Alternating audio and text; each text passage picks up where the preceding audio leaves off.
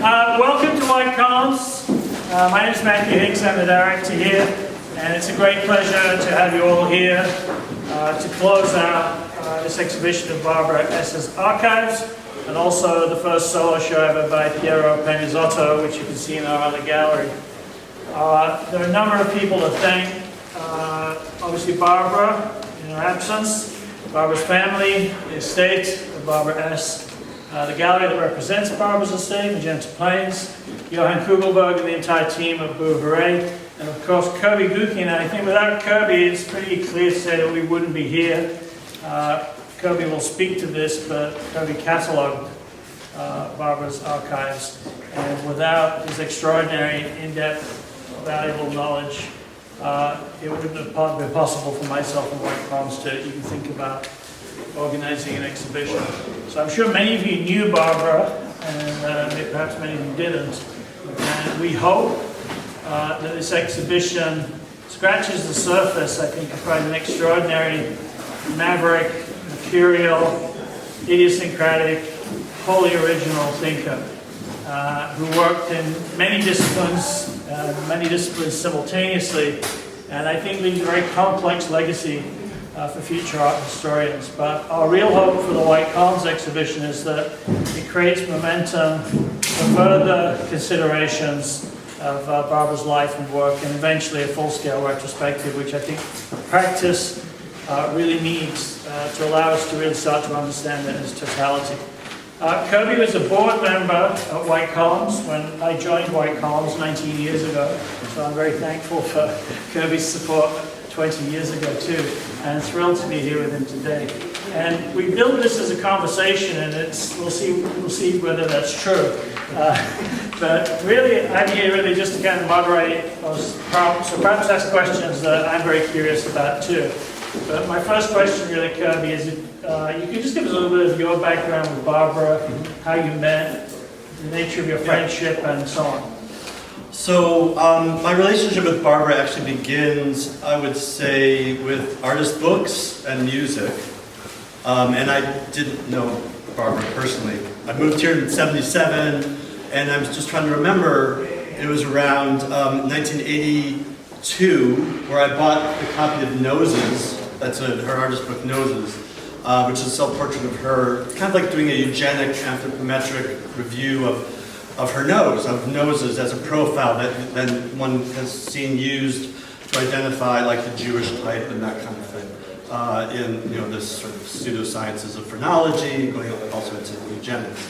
And I bought that, I want to say though, in around '82 from the Jean-Noël Herlin bookstore, for anybody that's familiar with Jean-Noël Herlin. He had one of the only sort of contemporary artist bookstores in New York. There's Printed Matter, Jaap Rietman, Wittenborn, and Jean-Noël. And Jean-Noël actually focused on ephemera, so artist books and exhibition ephemera, press releases and exhibition cards and things like that. And Jean-Noël is actually where Barbara had her very first commercial exhibition at a commercial gallery space. And he was on Thompson Street between Spring and Broome. And he had a installation of her work on the wall called Shameless Longing. And there's an artist book over there with the oval gold frame. And those are images from that show. So it's like these small oval photographs that were hung like in a wall, and later she would do a book with that. So that was my first introduction to her work, was really through the artist books. And then coincidentally, I was also a fan of the music of Glenn Branca and Y Pants without knowing her. My wife Robin Kahn and I were living downtown, and it's just one of the, kind of in the air, as it were, just that kind of no wave music scene. So we had seen them play Glenn or Barbara, Y Pants play like at the Kitchen or Artist Space and that kind of thing. And I came into the music through the art. I'm from Wisconsin, so when I came to New York, everything was just new to me. And I loved the Y Pants because they played with kids' instruments, and I just thought that was funny, and it sounded good on top of all that. And so that's how I really became aware of her work. And so it wasn't until the late '80s that we met. She had a show at Kurt Marcus. I really loved the pinhole photographs at that time. I think it was around 89, 88, 89. And it was around 91 that we really became close friends and kind of family friends. She's the godmother of my daughter and that kind of thing. And that also, I would say, is related to a sort of a part of her career that's lesser known, but her relationship to living in Spain back in the 70s and then returning to Spain every few years to do exhibitions in Madrid or Sevilla or wherever, particularly La Máquina Española Gallery, Pepe Crova's gallery there. And so I was working with Robin doing a public artwork at the World's Fair in 92 in Sevilla, and she and Glenn were in town, and so kind of again solidified, really personalized our relationship. Glenn was playing, Barbara had a show in Madrid, and so we spent like a couple weeks together then. And so that's kind of how we slowly got involved. By 95 or 96, I was curating a show at Printed Matter called Summer Reading, and I wanted basically to showcase artists that were known in their medium of photography with Barbara or painting or something like that, but also made books. And so it was really trying to make, artist books more the focus of people's sort of careers that may be known in other media. And so when I was working on that exhibition, went to her apartment on Spring Street, and she pulled out from under her bed these boxes. And that became kind of what famously the Rare Archive was at that time was stored. It was under her bed or in an old green filing cabinet, vertical filing cabinet. And on her passing, that is where most everything was when was looking for things and starting to organize and helping her sisters move out of the apartment and that kind of thing. So that's, I guess that's kind of began, and it was during that show, Summer Reading, that she also then at that time realized my passion for artist books, for archives, for exhibition ephemera, things like that, and she asked me to be her archivist and create a duplicate kind of shadow archive. She could be forgetful, misplace things, and she thought, like in a panic, if she needed something, I would know where it was if I had it in my possession. So she gave me one of every artist book, that kind of thing, and exhibition catalogs. So can you remind us, when did the Shadow Archive begin? Around 96, 97, in that time period. So even 25 years ago, Barbara was thinking about the possible legacy of her life and work and archive. Yeah, and I'll say she brought it up because she said basically that her family wouldn't understand it, number one, and at the time, her relationship with her partner of almost 20 years, or about 20 years with Glenn Branca, was sort of breaking apart. And I think she realized she didn't have any children, her partner, relationship with her partner was sort of falling apart. And I think she was thinking about her legacy, like she really said to me, I don't want everything just being thrown out when I pass away. And I'm like, but obviously 25 years ago, she wasn't ill or... No, not at all. She wasn't ill, but I think maybe what was triggering it was just this relation with Glenn breaking down, realizing what's going to happen then. And I think that's kind of... And also it was around 2000, it says from 95 to 2000, where she broke up with Glenn. Her gallery, Kurt Marcus, closed around 2000. And so I think in her career, the rupture, I think. Kirby's also written a very beautiful text about his relationship with Barbara and her archives, which is available from underneath the arch. One question I had, I think we should all obviously start our shadow archives right now if we have... I would say if anything you can do when you're alive, for anybody who's an artist, the best thing you can do. Don't wait till it's too late. And because then you're really waiting till other people to do it. As an archivist, I've done 145 archives. I will say that I've never seen as meticulously a pre-organized archive as what you delivered. It was up to the highest standards. Fantastic. I know it. You're right. I love her as a person. I love her work. I loved her work before I ever met her, musically, visually, and I really felt that without. At the time I wasn't, Hooray and Matthew were involved, and I was just thinking, how can I preserve this or get this out there so people can see it? Because even if it were to go to a great, and it will, institution, it'll disappear for a few years while it's being cataloged. And will everything even be available? I've gone and worked with archives and you get these checklists of, boxes and this and that, what's in it, but you don't always get to see photographs of it. Sometimes the written description isn't enough. I just, leaves me wanting so much more, that I felt I was just taking snapshots on my phone, that kind of thing, just to be a record. Just Another Asshole is a unique book. It's fragile. It's not something that you can easily, handle without falling apart. So I took photographs of each page, so it's clear what these books, which haven't really been presented fully, page for page, are.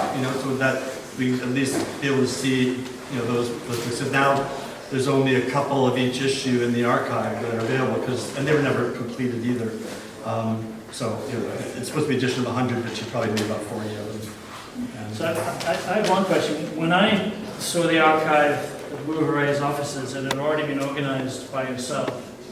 There are several bankers' boxes of Barbara's journals, which are very intimate, very private, and I can only imagine that when she was writing them, they weren't necessarily intended for public view. Right.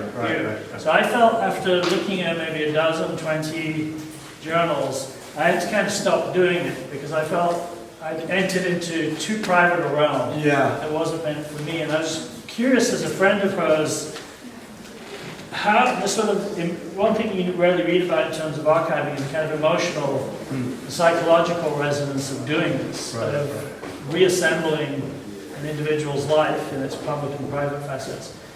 How do you go about that, and in the process of doing that, how does it affect one? Right.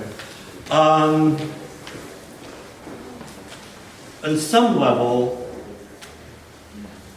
there's a kind of way of beginning, like right after a death, it was sort of unpacking or packing up her apartment and house, right? So you're doing that kind of action. Very personally seeing everything at that moment, right? Because you're putting in the boxes, you're doing this, you're throwing things away, whatever. Working with the family, she has 2 sisters that she's very close with, Ellen and Janet, and then her niece, Nina, I want to say, because Nina appears in some of the artworks here and there as a child, baby, and child, etc. It's therapeutic on some level, that initial feeling, but it's sad, but it's just something really beautiful about it too, because you're still with Barbara even though she's passed, right? It's something there. But then there's also sadness, but frustration, because I would see things like, I always wanted to find out about that, now I'll never know, that kind of thing. We bring up the journals. Barbara is a very prolific writer. I'm glad that you include these things. You can see the same text being edited, re-edited. I love that she's a very active writer, first of all. So 100 maybe plus journals she had. They're a mix of lists, dreams, notes to do, to-do lists, things all kind of mixed together. And in going through it, though, what I've found was there's a lot of repetition, interestingly. Meaning she's really going through the same ideas over and over, and some of these ideas go back to the 70s. So that was really interesting to see the continuity of thought. But also, when you said that you kind of thought you were being really personal, they are very personal, and she suffered from depression. Anyway, she suffered from depression. She could get lonely, and there's a suicide menu, a book over here. I just thought it really sad, and in going through it, I realized that she really was suffering really profoundly from depression, right, throughout. And you read that, and their sisters were really thought, like, should we include the journals in the archive and that kind of thing. I believe everything should be included in an archive like that. I think it's really insightful. It might be, immediately sad, or maybe even, I don't think they're hurtful, but, it's sad to think of somebody that's suffering at times, right? So it's difficult. But to me, it really helps understand some of the quality and nature of the contents in her work. The theme, which is the title of one of her coffee table aperture book, I Am Not This Body, comes from actually that came out around 2000 something, roughly 2000. but it came out of, decades, at least 20 some odd years, 25 years of thought on that topic about who is she as a human being, as an identity, as a thing, even, in the world, physically, emotionally, spiritually, psychically. And so, I think it's important to understand that aspect of her work. That she's really a complex person, right? Like everybody is, with emotional ranges, but also incredible sense of humor and very, sarcastic and witty, like Just Another Asshole, kind of implies. With the Just Another Asshole, you have Marilyn Monroe and Burroughs, or you have then Ethan Patz, right? Who's a boy from, maybe you don't know, but from the neighborhood in Soho, who was abducted and body never found around 77, I think, around that time period. Anyway, so that she has a really kind of caustic sense of humor at times and very profound. So the journals, to go back to that, she's really working things out. And for me, thinking, it's like therapy in a way, like she's getting her ideas out. But the repetition of some of the same feelings of failure and that kind of thing really go throughout her entire career. And that was really sad to see, because I knew it. It's something we would talk about. I have ADD, she has ADD. We have families with depression, both, all that. So it's something that I knew about, we talked about, but also it's something that you're not always thinking about when you're with your friends. You just accept them as they are, and you are who you are, and you're just hanging out and doing whatever. But you realize that over these years, even maybe she could go home after having dinner at our house, because we lived a few blocks away from each other. She was writing these thoughts down, right? But I have no idea what's going on. So I think one of the unbelievably great things about the journals, even though we didn't include them in this exhibition, is that for future arts historians, they'll be able to align public work, artwork, and event, and performance with this sort of internal monologue of what she was thinking about around that time. But like you said, they're also, apart from very personal, obviously, they're often laugh out loud funny. Yeah. There's one that's maybe not laugh out loud funny, but I laughed out loud when I read it. And I think it was like 1981, and it's January the 1st. And the only thing on the page is, must work on my resume. And it speaks to something that you just mentioned, which really does recur, I think, through Barbara's writings, is this sort of almost like permanent anxiety about success, failure, and her position within or role within an art world, community at any given time. So whether it's in the early days with artist books, whether it's in the early 80s with the music, whether it's when she's publishing, or whether it's she's exhibiting her work, there seems to be this constant anxiety about her position with it. Right, yeah. And success, failure, and whatever that might be. And she knew she didn't want to think about that, right? As artists, we don't want that to be bothering us. We want to make our art, but it's nagging her, and you could read about it. And nags, I think, so many of us, artists and all that. But also, I think that's what motivated her to be independent, to self-actually, make her own publications, start her own band. All these bands, she pretty much started herself. Daily Life, was with Christine Hahn, and Glenn was in it at times, but I think Barbara never considered him part of the band. He played guitar and they performed maybe a bit with a Daily Life, for example. But she really started these bands with live bands together with her friends. I can't say, Gail lived in her building. Gail's in the census book here, which is this project, the early projects of Barbara, I want to say, before she was doing pinhole photography. And even aside from the music, aside from the publications, Just Another Asshole, are really interesting. This one here, census from around 1980, was done at Franklin, for instance. Basically, a census of the people living in her building in 1980, which is a census year, right? And so just asking them information about, their lifestyle and this kind of thing, taking photographs of them, interviewing them. Gail was one of the members in that building at the time, and she's part of that.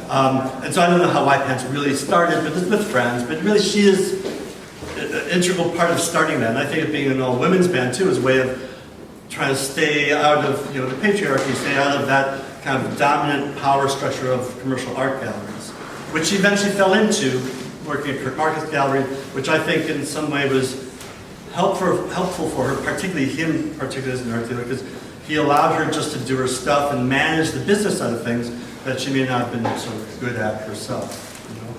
But I do think she initiated so many of her own projects as a way to not worry about what the commercial art world or the powers that be in the art world think of her, as a way to at least address those feelings.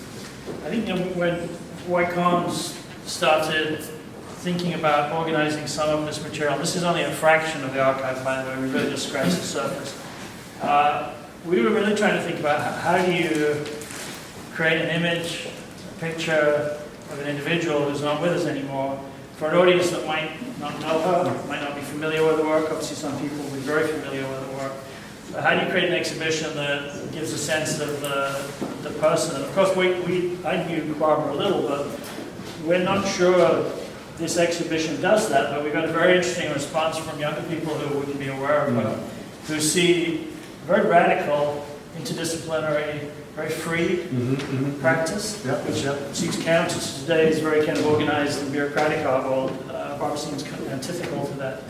But when you were organizing the materials yourself, did a clear structure, chronological or otherwise, of Barbara's progress over 5 decades emerge? That's an interesting question.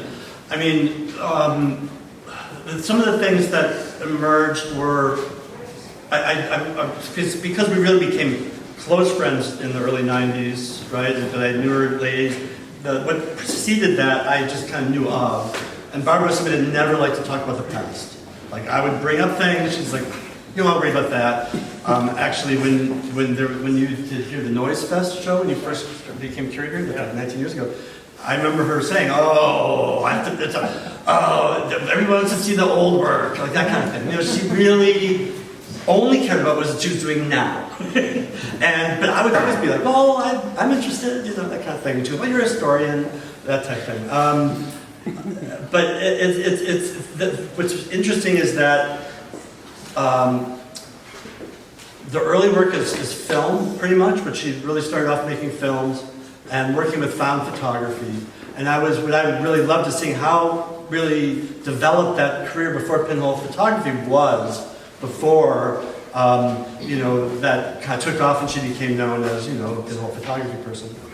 All of that, which I do believe she stuck to that medium, because also you don't have to be as anal with the developing of the negatives and things like that. You know, a little error, it's okay because it's pinhole photography. She can touch it up maybe in the print and all that. Just point this note out, November the 12th, and I think this is 1981.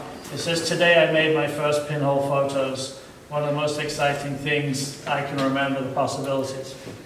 So we believe this is the very beginning. Yeah, and it starts with she reads a New York Times article, which I meant to see if it was, I know there's some articles of pinhole photography in the archive, and I never finally found the New York Times one, but I'm assuming it's in there. But in 1981, New York Times told her how to do a pinhole photo, like directions, and she did that, and she made them. And all of her pinhole cameras are made from photography boxes, you know, paper boxes, right? So they're all Kodak or Agfa, mostly photography boxes that she used in her work. And she, you know, at her passing, there's maybe about 25, 30 of them in the archive. And amongst other brownie cameras and lots of like weird Soviet camera and things like that, just sort of low-end, low-tech processes. And by the way, to add to that, when Barbara was hired at Bard to teach photography, I think she had to do an introductory photography class, and she looked at me like, I'm a photographer. You know, she really thought herself an artist, and she, you know, using a camera. But I remember she's reading up on how to do all this stuff, and stuff, all this stuff you're supposed to know as a photographer. And she's, you know, kind of, you know, she'd been exposed to it because she had done filmmaking, obviously, and all that. But, you know, to teach it, all that technical stuff, she took her a little while to kind of get that going. Yeah, because she's like, I'm not really a photographer. But there's some great material in the archive about Barbara's time as an educator, in particular at Bard, where Bard is actively resisting giving her tenure. And it's like a decades-long process where she's arguing with Leo Botstein, the president of the school, who's saying she really shouldn't have it, artists don't need it. And Barbara's saying the exact opposite. I think finally she got tenure. Yeah, she did get tenure. Yep, definitely. Undergraduate teaching. Yeah, we that's a great letter. We published one of Barbara's reading lists for a Bard class over there. I'm not sure what year it's from, but it's probably applicable to most years or some years or any year. I was interested in something you just said where Barbara wasn't interested in the past and wasn't nostalgic, but then also to relate that back to something you said before about the journals, where there's just this recurring, not repetitive consistency of themes. So even if it's not necessarily specifically about the past, the same concerns seem to preoccupy her, regardless of whether she's in London in the 70s making films, she's on stage at wherever, playing the bass, at the photocopy shop making the zines and so forth, or making her own work. It seems to me that there was this consistency of thought that just manifested itself in quite radically different ways. Yeah, absolutely, definitely. Yeah, I mean, I think what's just interesting, the teaching-wise, right, is that she, like her library, there's over 1,000 books in her library. She was a really prolific reader. She read constantly, fiction, sci-fi, crime, mystery. Was Patricia Highsmith. She had probably every book by her. I can't think just off the top of my head right now, but Philip K. Dick, I know she loved, and all of that. So sci-fi, and really, crime, mysteries, I think, was her genre. But then she also read a lot of theory, art theory, photography theory, and just did it really not even for teaching, but just because she was interested in what the ideas were. But she would never present herself as an intellectual per se, but she was so smart. Maybe she couldn't, cite like an art historian can cite something, but she just knew the basic concept, the basic ideas of things, and was able to really communicate them. And I think that's why she was such a good teacher too. I mean, you mentioned there's so many students. She said so many students, and she and I are similar in the way that we end up being friends with students that we have some connection with, and over the decades and decades. So a lot of her friends are former students, just like as with me, and it's just like this sort of, I think, a beautiful sort of relationship where you're not just mentoring, but you're sharing, right? And I think the beautiful thing about teaching is you're always learning yourself, right, as a teacher, and learning from your students. And I think she really appreciated that. I think somebody at the Zoom talk during this week said that first thing that she wanted students to do is identify themselves as artists, right? Which is something I've always done too. You're a sophomore, you're an artist, right? Be an artist and not act like an artist.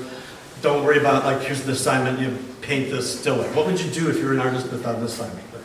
Right? And I think that is important. It was at least when I've done that teaching, students seem to find it liberating, which I think is weird because they are artists, but I guess there's this oppression of being a student. There's more pressure than the freedom of being an artist, right? And so it overwhelms. So people really, I think, were drawn to her because she really appreciated them as individuals, as equals. And I think that's a great thing. One thing, there are different moments in Barbara's practice where her ideas come very much into focus, and she's very central to whatever conversations were happening at that time. Clearly around 1980, wanting to turn the music scene in downtown New York, she was in the thick of it. If you look, there's a small vitrine over here which just has a selection of invitation cards, not extensive, of exhibitions that Barbara was in, but in the late 1980s, her work was just presented alongside Thomas Ruff, C.D. Sherman, Richard Prince, all of the key artists working with photoconceptualism at that time, which I don't think is necessarily how her work is thought about now. She's not really thought of as part of that pictures or post-pictures generation, but she clearly was. And she only, to the best of my knowledge, had two kind of formal retrospectives, one at Queen's Museum and one at Atlanta's High Museum. Yeah, those would be the first two. And then there's a traveling one with the aperture camera. Exactly. Yeah, so there'd be three-ish, but yeah. But I personally feel that our idea of Barbara Ess, the artist, is still somewhat elusive. Obviously, this exhibition doesn't resolve that, and it's not the intent of that. But from your friendship with her, how would you imagine she would have interpreted or thought about it? About, like, I mean, her relationship with her peers, you're saying? Yeah, or where she felt she fit in. I think that would have, I would say, at least for me, it's difficult, because I see, she showed at, Union Shuttle Gallery, and the galleries that would be like the Metro Pictures galleries, but like in Germany. So she would show with Ruth for these people in their galleries, because like shuttle gallery was like a important gallery, but they were photo-based, or focused on photography. And so in that context, she was then exhibiting with like Christopher Williams or some of these conceptual photographers. And she is a conceptual photographer because she's a conceptual artist in general. But there's like a quality to her work that isn't really like Richard Prince or Cindy Sherman or others. And it's hard to say what that might be, but there's narrative in her work, I think, and maybe their work lacks narrative. And I think partly, I would say, that's one dimension. Like, I love just seeing like things, ideas for making artwork. The ones over there, just some new ideas, but they're like, children looking in windows, and it's not like it's about, like she says in something like the child itself or this person, but it's just that narrative of imagination of looking through a window, we looking at somebody looking in a window, projecting that, or anyway, having empathy or some kind of, a sort of parallel, corresponding sort of experience, thought process or something. So the narrative quality, I would say, and really trying to focus on the narrative in your mind, I would say. So if I were to step back, and one thing that I discovered more profoundly going through the archive was how many books there were, for example, on meditation, how many books there were on Buddhism, how many books there were on, ADD, but how many books there were on dreams, on so many different aspects of the psyche. And if there's anything that really is strong that goes through everything, again, it's that investigation, and that doesn't really fit as well with like Cindy Sherman or Richard, those people in a sense. And also, But Kirby, there's also one point that needs to be made about that, is that once in a while, Barbara would have Jeremy and I over when she wanted some extra money and wanted to cash out on some antiquarian books. She sold the books of the artists that she didn't like with great relish and would not sell the books of the artists that she liked. And that was obviously anything from peers to non-peers. So sometimes when it comes to looking at the archive, the library of an artist or a poet or an author, omission can almost be as important as what is included. And if we look at the entirety of Barbara's library, and you look at these lists of people that she did exhibitions with, like back in the day and so forth, you will see that certain artists are not represented at all in the library because they have been excused. Right, that's true. If she didn't suffer fools, if you can say that cliche or whatever. And as an artist, you exchange catalogs. Oh, I'm just showing you a catalog. And you accumulate, and then you start going through things. And I would, over the years, she'd go over there and she'd say, "Oh, do I have anything here that's worth some money, whatever?" And I'd go through and give her estimate prices of this and that, and say this is the poor condition, whatever. So she was doing that, and I was trying to come up with a way to sort of make money. Times were a little tough financially. I would also want to say, because this is photocopying, Todd's Copy Shop Todd Jorgensen was a huge. There should be a show on Todd's Copy Shop. There should be a book about it. it's like so Todd's Copy Shop was now it's Milita, right? I was on Elizabeth, I think. It was Mott. And between Prince and Spring. And it was like a young artist running a photocopy shop, Todd's, named after him. He showed him collab and that type of stuff. And doing all of these, I would say probably any real photocopy here that's not too fancy with the color there, that may would have been printed and done maybe 50 copies or 100 copies at Todd's. The Just Another Asshole books, these were all photocopied at Todd's. And she would go in line there, I would see her there. Robbie and I would run into her there, or run into other people. It was really a place where people would hang out and talk and chat and exchange. And she would see friends of hers there. And collab did their stuff. Collab. I mean, just so much was going on in that neighborhood. Because Collab's offices was Colleen had her place on Mercer, or was it 3? Not Mercer was 9. Stephen on Bleecker. All the Times Square show stuff was photocopied there. Yeah, all that, yeah. He worked at the Modern Museum before, and then I knew him very well, and he printed the first color Xerox that were available. I remember doing that, Right. about 1980. Yeah. He got the first. I love that really inky looking weird. And then he knew also the film people and stuff, Jim Armour, that would Right. all hang out. All that, yeah, so that should be, I mean, it was really, That's a free show idea for someone. We're not doing that one. When did Todd's close? boy, that's a good question. I would say 86, 7, 8, I don't know. I don't remember, I stopped using it maybe because, I don't know, maybe. Maybe there's a Late 80s, Wikipedia entry. Yeah, maybe, yeah. There's also a really good music store in that area briefly called Lunch for Your Ears or something like that. Lunch for Your Ears. Yeah, that was great. That's where I actually would buy White Pants or buy Glenn's records and, that group of musicians. So the way that we organize this exhibition, to take some responsibility, the exhibition was largely selected by me based on Kirby's organizing of the archives. And certainly my thinking of it was to organize it around some key elements. So this central table here is the complete run of Just Another Asshole from 78 to 87. All 7 issues, which manifested in different ways. The back wall is mostly music related, and then at the far end, a selection of artist books. We didn't want to overprivilege the artist books. I think it's a whole nother show, and a big volume eventually, no doubt, about Barbara's really expansive interest in making books.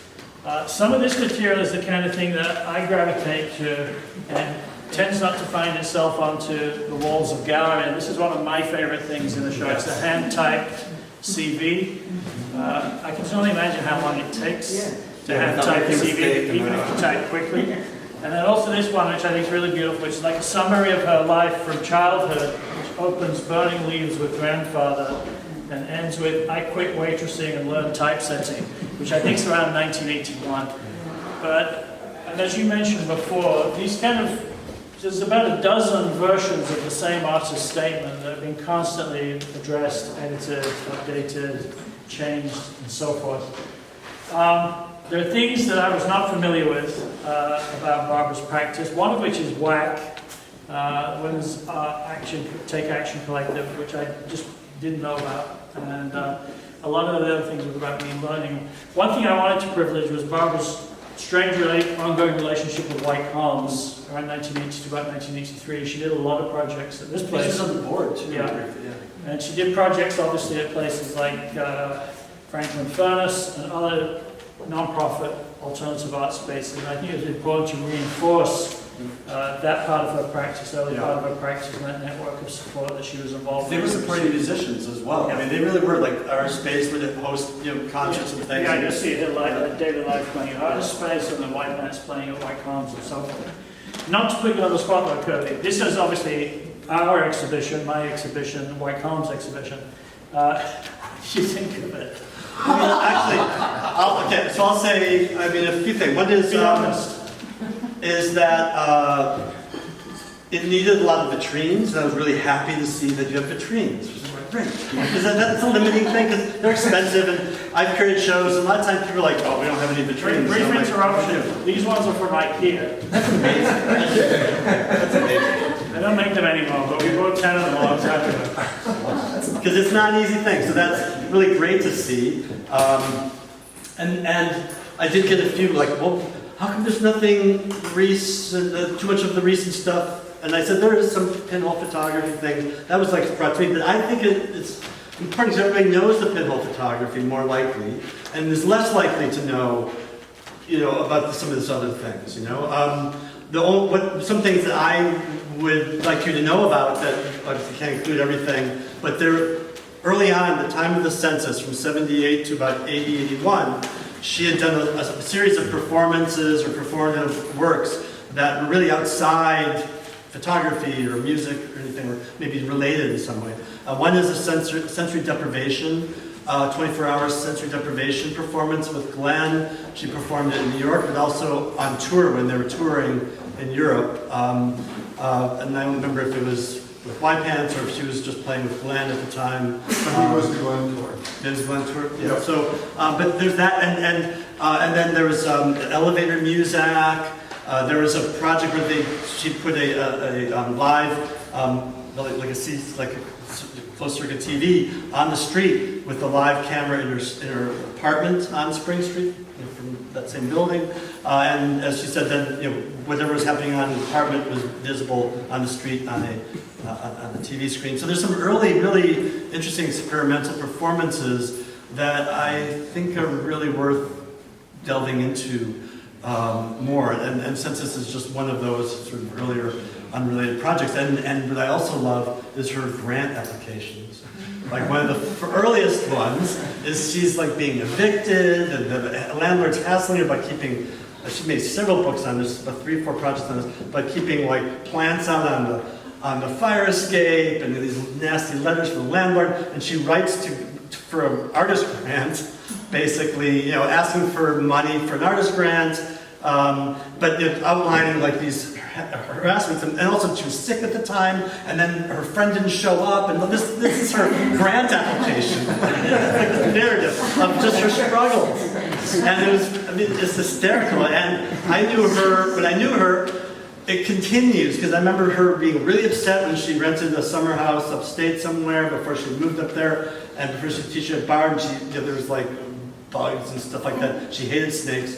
And the bugs, and she's writing these letters to the editor, this is not what I wanted, and this kind of thing. Always kind of like, not going to take shit, especially if she's spending money.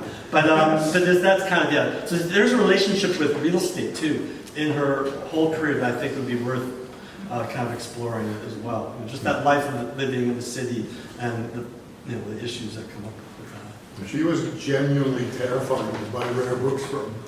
Genuinely terrifying. She was much nicer to me than she was to Jeremy, but still, it was frightening. That was great.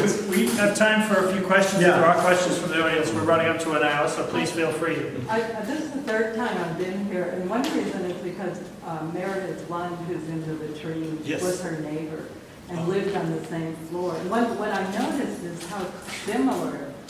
Meredith passed away in 2015, and I have the estate of her. But so this early work from the 80s, she did those 9 books, but she also, the text, the font, the narration. She did thousands of journals. She covers that whole period in extreme detail. It's similar, and then she has a lot, this is how people type and everything.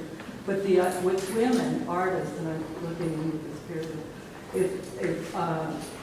just survival was everything. So everybody's New Year's would start off with how am I going to make it this year? Right. As an artist. And that was this is everyone I knew that was Yeah, I mean, and I feel, I mean, that's, I moved here in 1977, but you could have a part-time job and kind of get by. Now my students, I think, like, you need 2 jobs just to even pay your rent, and then you can be an artist on top of that. It's like, I need to. But I understand. I think the journals of hers would be interesting. I'm also thinking of comparing with artists she knew. But I do see Mary. Oh my God, there's a lot of overlap. She lived in the same building. She It'd be interesting. Family. She filmed things. She has a lot of stuff. Adam Marney of F Magazine in Houston, Texas, who organized this collective portrait of Barbara you see on the back of this wall. He published fragments from her journal, which is the little pink book that's on the gallery desk. It's unfortunately out of print now, but it sort of scratches the surface of the kind of range of her journal writing too. And like he also included things like that were like on the list, like something profound, and then buy milk, or I can't remember what it was, but that kind of thing is nice. Yeah, Olivia. I just have a question. Were there mentions, or how would you say Barbara thought of herself in terms of being a female artist specifically, and the struggle related to that? Yeah, I mean, first of all, it's very seminal. I mean, the Women's Action Coalition, for anybody who didn't know, started in 1991, like November-ish. There was a talk at at the Cooper Union. I think Roberta Smith, Robin was there, Roberta Smith and Catherine Lord, I remember. Right.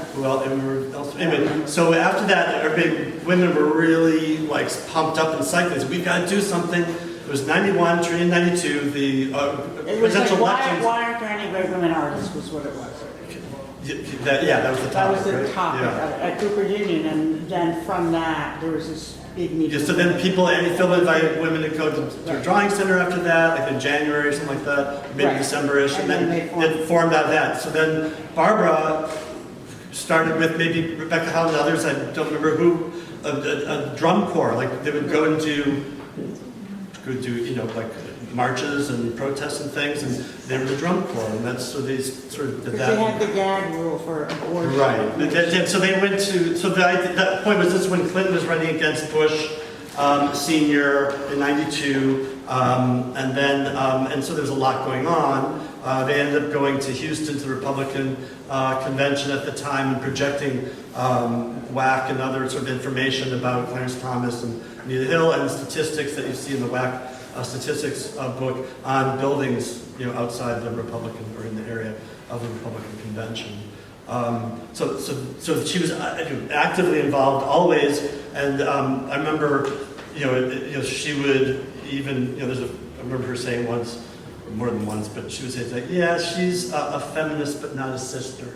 That kind of thing, nuance. But yeah, it was a struggle for her, and she, was directly involved. I think she made work that may not always reflect that, but if you look at her library, like she was really fascinated by like the writing of Jane Bowles or, other women writers in general, and, women's bands, drum, from White Pants, but also Ultra Vulva, which was a great band also.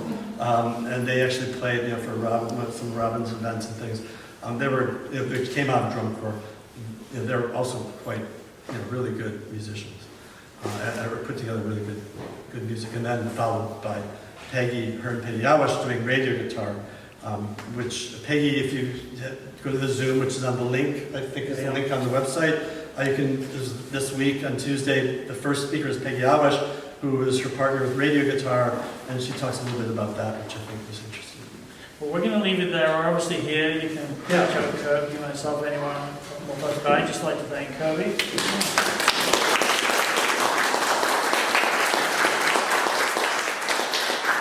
Again, thank all of our partners on this, Barbara Sister, the Extended Gallery, Bouveray, and White Column. So thanks again for coming. Thanks for supporting the book sale this morning.